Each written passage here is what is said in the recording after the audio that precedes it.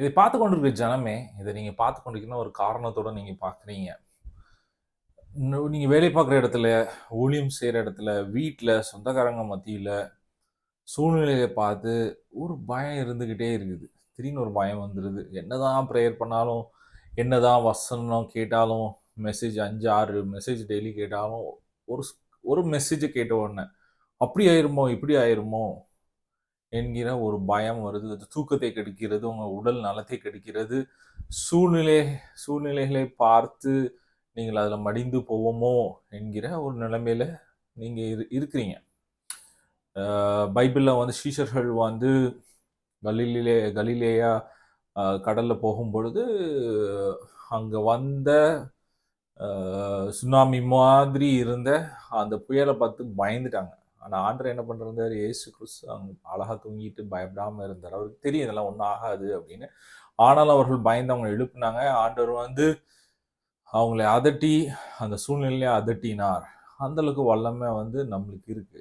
அதனால நாம் சூழ்நிலையை பார்த்து வாழுகிறவர்கள் அல்ல, செய்திகளை கேட்டு வாழுகிறவர்கள் அல்ல. நாம் சூழ்நிலைகளுக்கு அப்பாற்பட்டு வாழ்கிற ஜனங்கள். விசுவாசம் என்னும் கேடகத்தை வைத்து, விசுவாசத்தின் கிரியையை வைத்து நாம் செயல்படுகிற மக்கள். திடீர்னு ஒருத்தர் ஃபோன் பண்ணுவாரு, இப்படி ஆயிட்டு, உடனே நீங்க பயப்படாதீங்க. ஒரு நிமிஷம் யோசிங்க. பயப்படுறதுக்கு முன்னால யோசிங்க. இந்த வசனத்தை யோசிங்க. அந்த தருணம் பேதுரு தண்ணிக்கு மேல நடக்கும்போது ஒரு சின்ன பயம் வந்துச்சு. டப்புன்னு மூழ்க போனான். அற்புதசாட்சி திட்டினார். அதே மாதிரி அந்த சிச்சுவேஷன் நீங்க கேட்கும் பொழுது, அந்த ஒரு மெசேஜை கேட்கும் பொழுது, அந்த இடத்துல நீங்க டக்குன்னு பயப்படாதீங்க. ஒரு பாஸ் எடுத்துட்டு, ஆண்டவரே நீங்க வசனத்துல சொல்லியிருக்கிறீங்க, நான் பயப்படுவதில்லை, என்னை திடப்படுத்துங்க. ஆவியானவர் நம்மளுக்கு எது கொடுத்துருக்காங்க? நம்ம கேட்டதுக்கு அவர் எல்லாத்தையும் பார்த்துக்குவாருங்க. ஒரு ஒரு காரியம் போகுதா, இன்னொரு ரெண்டு காரியம் உங்களுக்கு புதுசா வரும். ரெட்டிப்பான நன்மைகள் வரும். யோபுன் வாழ்க்கையில பல விஷயங்கள் அவன்கிட்ட போச்சு. ஆனா அவனை ரெட்டிப்பா ஆசீர்வதித்தாரு, தேவைக்கு அதிகமாக கொடுத்தாரு. நம்ம எல்லாரும் யோபின்படி இருக்கணும்னு இல்லை. ஆனால் சூழ்நிலையை பார்த்து வாழாதீங்க. உங்களுக்கு விரோதமாக மந்திரம் செய்திருக்கலாம், பில்லி சூனிய பண்ணியிருக்கலாம், ஏவுதல்கள் பண்ணியிருக்கலாம், ரத்தத்தை தெளிச்சு நரபலி கொடுத்துருந்துருக்கலாம். உங்களுக்கு விரோதமாக சத்துரு போராடலாம். உங்களுக்கு விரோதமாக அதிகாரத்தில் உள்ளவர்கள், HOD, principal, chairman, company CEOs போராடலாம். பட் அவங்கள வைத்திருக்கிற தேவன் கர்த்தர். ஆண்டவர் சொல்றாரு, ஆண்டவர் நினைத்தா உங்களுக்கு ராஜ்யங்களை மாத்துவார். அவர் மாத்துகிற தேவனா இருக்கிறார். அதனால நீங்க சூழ்நிலையை பார்த்து பயப்படாதீங்க. சூழ்நிலைக்கு அப்பாற்பட்ட கர்த்தரை பாருங்க, அவர் பெரிய காரியங்களை செய்வார். பிலிப்பியர் 1:28 எடுத்தீங்க அப்படின்னா அதுல மிக அழகாக போட்டிருக்கு, உங்கள் சத்துருக்களை பார்த்து நீங்கள் பயப்பட வேண்டாம், அவர்கள் அதிலே அழிந்து போவார்கள், அவர்களை பார்த்து அச்சம் கொள்ள வேண்டாம், நீங்கள் ரட்சிக்கப்படுவீர்கள், நீங்கள் மீட்டு கொள்ளப்படுவீர்கள் என்று வசனம் தெளிவாக போட்டிருக்கு. ஆண்டவர் சொல்றாரு, சத்துரு இருப்பாங்க, உங்களுக்கு விரோதமாக எல்லாரும் இருப்பாங்க, ஏன் பயப்படுறீங்க? நீங்களே தப்பு பண்ணீங்க. தப்பு பண்ண அவனே பயப்படாம இருக்கும்போது நீங்க ஏன் பயப்படுறீங்க? பயப்பட அவசியமே இல்லை. அது யார வேணாலும் இருக்கலாம். உங்களுக்கு கீழே ஒர்க் பண்ணவங்களா இருக்கலாம், மேல இருக்கவங்களா இருக்கான். சத்துருவோட பயமுறுத்த மட்டும்தான் செய்ய முடியும். ஆனால் அவனை ஜெயிக்க முடியாது. சூழ்நிலை பார்த்தல்ல, சூழ்நிலை எதிராக இருக்கலாம், ஆனால் கர்த்தரை பார்த்து, இயேசுவை நோக்கி பார்த்து கொள்ளுங்கள். கர்த்தர் சொல்கிறார், அவனை பார்த்து பயப்படாதே, உன்னுடைய எதிரியை பார்த்து பயப்படாதே, உன் சூழ்நிலை பார்த்து பயப்படாதே, உன்னுடைய கடனை பார்த்து பயப்படாதே, உன்னுடைய அழைப்பை நோக்கி ஓடு, இயேசுவை நோக்கி ஓடு. இந்த விசுவாச பயணத்துல ஓடிக்கொண்டே இரு. காலங்கள் வரும், சூழ்நிலைகள் மாறும். பேதுரு ஒரு தருணத்துல ஆண்டவர் பிடிச்சி இழுத்து அவனை அவர் லெவலுக்கு உயர்த்தினார். அதுக்கு முன்னாலே சீஷர்கள் யாரும் கடல்ல நடக்கவே இல்லை. ஆனா அவன் நடக்க வச்சாரு. அவன் மூலமா சபைகளை உருவாக்கினார். ஆண்டவர் சொன்னாரு, இந்த கல்லின் பேதுரு மீது நான் ஒரு சபையை கட்டுவேன், அதை பாதாள வாசல்கள் மேற்கொள்வதில்லை. அது இன்னும் சபையாக இருக்கிறது. நாம் இன்னும் அதனுடைய பலனை அனுபவித்துக் கொண்டிருக்கிறோம். நம்மளுடைய ஃபியூச்சர்லையும் நம்ம அனுபவித்துக் கொள்வோம். அதனால அந்த ஒரு தருணம் நீங்க விழுந்துதானே இயேசு நோக்கி பாருங்க, அவர் இப்ப தூக்கி விடுறாரு.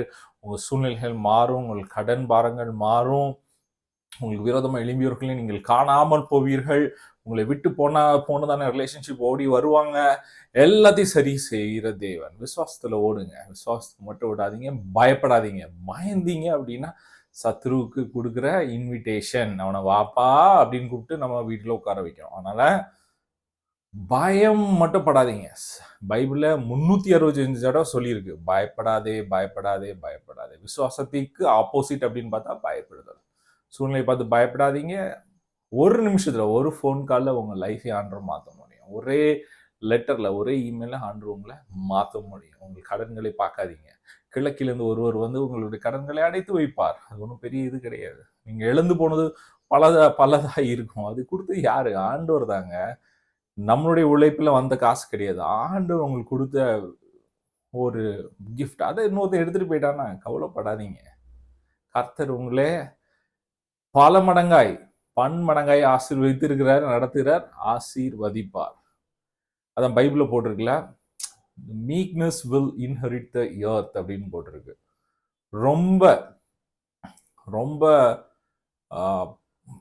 மீக்னஸ்க்கு என்ன சொல்றது, ரொம்ப வீக்கா இருக்கிறவங்க, அதாவது எல்லாத்தையும் இழந்து என்னடா இப்படி போயிட்டு இருக்கு, அவங்க தான் உலகத்தை சுதந்திரிப்பாங்கன்னு போட்டிருக்கு. ஆபிரகாம் பாருங்களேன், ஆபிரகாம் லோத்து இருக்கும்போது லோத்துக்கும் ஆபிரகாமோடைய வேலைக்காரங்களுக்கும் சண்டை வந்துச்சு. அவங்க 2 பேரும் சண்டை போட்டுட்டே இருந்தாங்க. அதை பார்த்துட்டு ஆபிரகாம் போய் சொல்றான், ஏப்பா இவங்கெல்லாம் சண்டை போட்டுட்டு இருக்காங்க, ஒன்று பண்ணு, உனக்கு நீ எது வேணுமோ எடுத்துக்கோ, லெஃப்டோ ரைட்டோ எது பிடிச்சிருக்கோ எடுத்துக்கோ, நான் எது மிச்சம் இருக்கோ நான் எடுத்துக்கிறேன்றான். அவன் லோத்து எடுத்துட்டு அவன் கிளம்பிட்டான். அவன் போன இடம் சோதோம் குமாரா, அது அவனுக்கு தெரியல. நான் மிச்சம் இருக்கதை எடுத்தான். ஆபிரகாம் வந்து ஆண்டவர் சொன்னார், எப்பா நீ இவனுக்கு இந்த பகுதியை நீ கொடுத்துட்ட, மிச்சம் பாரு இந்த உலகமே உனக்கு தான். அவன் விட்டு கொடுத்தான். அதனால time to leave your Lot. பிடித்து வைத்திருக்கிற அந்த காரியத்தை விட்டுருங்க, மைண்ட் விட்டு விடுங்க. என் தேவன் எல்லாத்தையும் பார்த்துக்கொள்வார். இந்த உலகத்தையே சுதந்திரிப்பீர்கள். நீங்கள் இல்லாவற்றிலும் உங்களுடைய பிள்ளைகள் சுதந்திரிப்பார்கள். பிள்ளைகள் ஆசீர்வாதமாக இருப்பார்கள். ஆபிரகாமுக்கு அவ்வளவு ஆசீர்வதிச்சார். அவன் என்னைக்கு லோத்தை விட்டுட்டு வெளியில வந்தானோ அன்னைக்கு ஆசீர்வதித்தார். ஆண்டவர் சொல்றாரு, அவனுடைய லைஃப் ஸ்டாக்ஸ் சில்வர் அண்ட் கோல்டை கொடுத்து ஆசீர்வதிச்சாராம். கூகுள் பண்ணி பாருங்க, அவனுடைய வேலைக்காரர்களுக்கு மட்டுமே 400 அறை கொண்ட பில்டிங்ஸ்லாம் இருந்துச்சான், இடம் இருந்துச்சான். அந்த அளவுக்கு ஆண்டவனை ஆசீர்வதித்தார். அந்த மாதிரி ஆண்டவர் உங்களை ஆசீர்வதிக்கிற தேவன். நீங்க நம்ம இந்த கஷ்டம் இருக்கிறது ஓகே, பலவீனங்கள் இருக்கிறது பரவாயில்ல, கடன்கள் இருக்கிறது பரவாயில்ல, சூழ்நிலைகள் அப்பாற்பட்டு இருக்கிறது பரவாயில்ல. ஆனா இந்த சூழ்நிலை விட்டு நீங்க விசுவாசம் என்ன கேடகத்தை வைத்து, பயத்தை விலக்கி வைத்து நீங்கள் வெளியே வந்தே ஆக வேண்டும். இயேசுவை மட்டும் நோக்கி பாருங்கள். நீங்கள் ஜெயிக்கிறவர்களாக இருக்க வேண்டும். இந்த உலகத்தில் நாம் ஜெயிக்கிறவர்கள் ஜெயித்து கொண்டே இருப்போம். ஏன்னா ஒன்னே ஒண்ணுதான், நம்ம ஃபாலோ பண்ற ஜீசஸ் ஜெயிச்சார். அவர் சொன்னார்ல, இந்த உலகத்தில் போராட்டம் உண்டு, நான் ஜெயித்தேன், நீங்களும் ஜெயிப்பீர்கள்.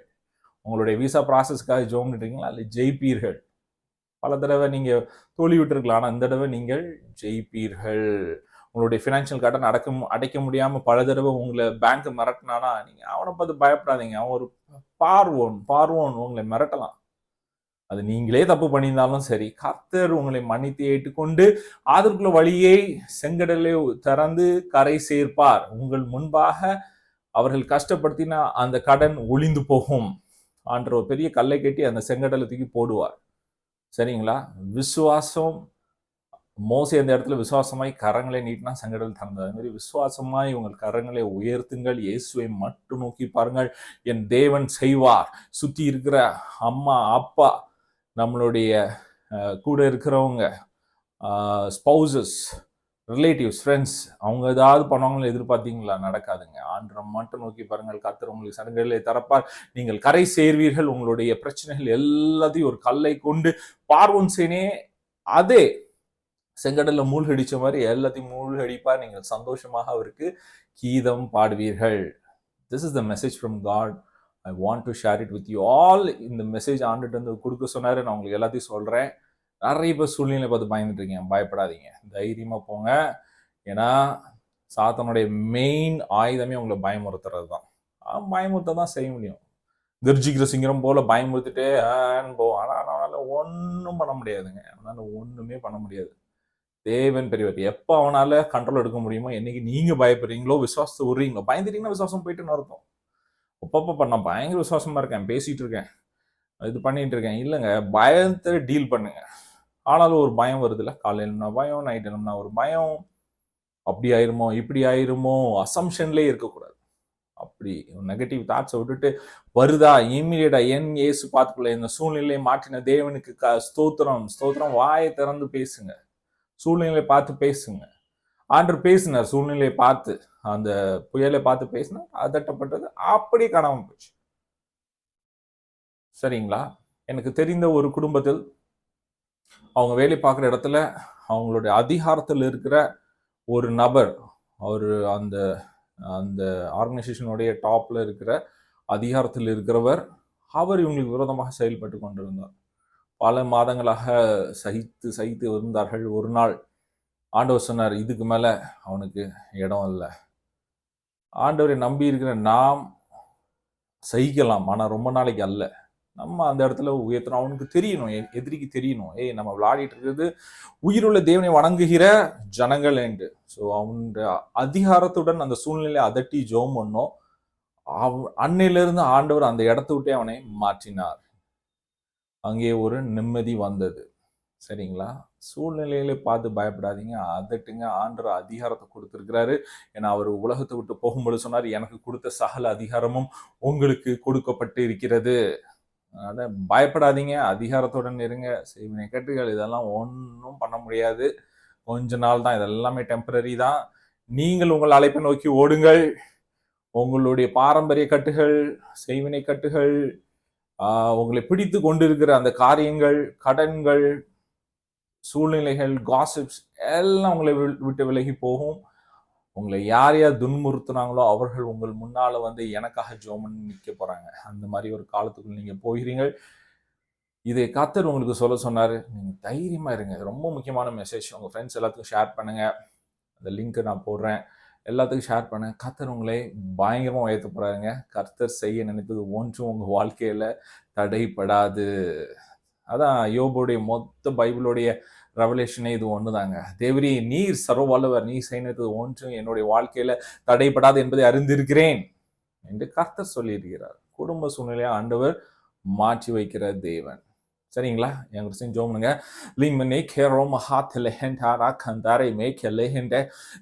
இதை பார்த்து கொண்டு ஜனங்களுடைய வாழ்க்கையில வருகிற போராட்டம், புயல்கள், கடன் பிரச்சனைகள், ரிலேஷன்ஷிப் இஷ்யூஸ், காசிப்ஸ், ஊழியத்துக்கு போக முடியாம அடுத்த லெவலுக்கு போக முடியாம ஸ்டக் பண்ணிருக்க எல்லாத்தையும் இயேசுவின் நாமத்தால அதட்டி ஜெபிக்கிறேன் ஆண்டவரே. I command in my authority in the name of Jesus, you all strongholds get out in the name of Jesus. இயேசுவின் நாமத்தினால உங்களுடைய சத்துருக்களை இயேசுவின் நாமத்தால கெட்டி ஜெபம் பண்றேன். கெட்டி ஜெபம் பண்ற அவர்கள் இனிமேல் செயல்படுவதில்லை, செய்வினை காரியங்கள் செயல்படுவதில்லை, ஏவல்கள் செயல்படுவதில்லை, கர்சஸ் செயல்படுவதில்லை. எல்லாத்தையும் இயேசு நாமத்தால கெட்டி ஜெபம் பண்றேன்.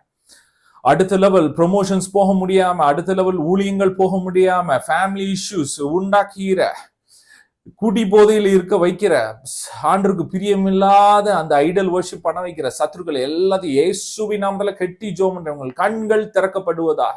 பயப்படாதிருங்கள். விசுவாசம் என்னும் கேடகத்தை பிடித்து கொண்டு அந்நிய பாஷை என்னும் வரத்தை நீங்கள் பேசி பேசி ஜெயிப்பீர்கள். ஏனென்றால் நாம் வணங்குகிற தேவன் இயேசு கிறிஸ்து இந்த உலகத்தை ஜெயித்தார், நீங்களும் ஜெயிப்பீர்கள். லூக்கோ மசீரி மிஹக்கரஹந்தே இமல்தோ ஹோபோஷிகேல மெஹென்டே கேலஹென்டே ரேஷே இமஹத்துரபோ ஷேகேனே மெஹெந்தரேஷ். லெஃப்ட் சைடில் இருக்கிற அந்த வேதனை, அந்த கையில் இருக்கிற வேதனை மறைந்து போகிறது. இந்த நேம் ஆஃப் ஜீசஸ் இப்பொழுது மறைந்து போகிறது. ரீக மகாந்தரேஷ். ஒரு சைடு வருகிறான ஒத்த தலைவலி இப்பொழுது மறைந்து போகிறது. லிம் ரபாச்சுரபோஷிகேல மெஹந்தரேஷ். இது என்னால முடியாது, இது எப்படி என்னால முடியும், அவன் என்னை அடிச்சிருவான், இது பண்ணிடுவான் நினைக்கிற அந்த தாழ்வு மனப்பான்மை இப்பொழுது மாறுகிறது.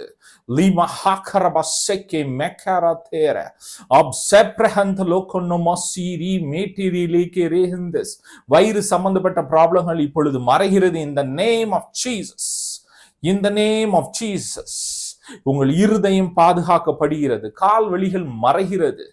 In the name of Jesus, Roma Sharakarabai Kele, Imahantura Shikele Mehenderes, Imahantura Boshakanteresh, இப்பொழுது இப்பொழுது ஹீலிங்கை பெற்றுக்கொள்ளுங்கள், சுகத்தை பெற்றுக்கொள்ளுங்கள். ஐ ரிலீஸ் திஸ் அனாயிண்டிங். இயேசுவின் நாமத்தினால் இந்த அபிஷேகத்தை வெளியிடுகிறேன். இந்த பார்த்து கொண்டிருக்கிற ஜனங்களுடைய உடம்புல பெயின்கள் மறைவதாக, வலிகள் மறைவதாக, சுகம் நடப்பதாக, தலையிலிருந்து கால் வரை இருக்கிற பிரச்சனைகள் மாறுவதாக, உம்முடைய நாம மகிமைப்படுவதாக.